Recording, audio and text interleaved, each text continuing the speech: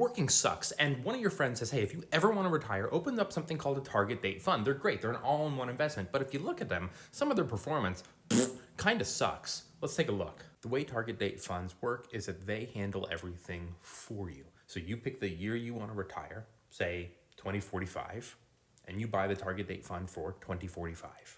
Typically, the way these funds work is that they start you off heaviest in stocks when you're youngest, usually anywhere from like 60 to 80% stocks, not individual, but they're like index funds within the fund that they're owning. So like total market, total world, stuff like that. And as you get closer to retirement, that number starts to slide and shift away from 60, 80% stocks, heavier towards bonds. The idea here is that you've made your money when you were younger, and now you want to preserve your money, and bonds are typically seen as safer. But if you look at the 10-year performance of some of these target date funds, they kind of suck, and here's the reason why. A lot of these funds pick stuff like total stock market funds and total international funds. But the Vanguard Total Stock Market Index Fund that they have in this particular one is only up 131%. Why is it blurry? In the last just about 10 years. Sounds pretty good, right? Until you start looking around. An S&P 500 index fund over the last 10 years is up 170%. And the target date fund also invests in a total international stock market index. But over the last 10 years, this fund is only up 12%. Are you kidding? Okay, so these kind of suck. Let's say we want to make our own target date fund.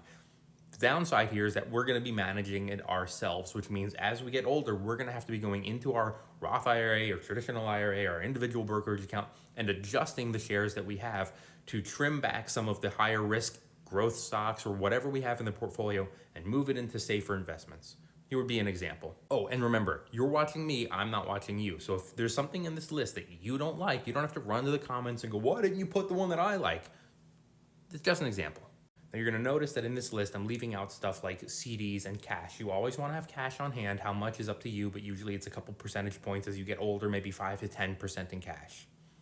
And CDs are great right now. They're paying 4 or 5%, but they didn't always used to do that. And when the Fed cuts rates, they're probably going to lower the rates of those CDs as well. So down the road, 30, 40 years from now, as you're getting closer to retirement, if CDs are paying higher, you can include those in this list as well. So if I was under 40 and wanted to make my own target date fund, it would be 80 to 90% stocks, and these would be the index funds, and the O is a real estate investment trust that I would personally put into my fund.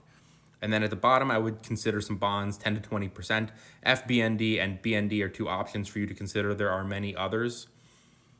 Once I'm 40 to 55, I'm 70 to 80% stocks. I'm keeping the same things, 20 to 30% bonds, same things.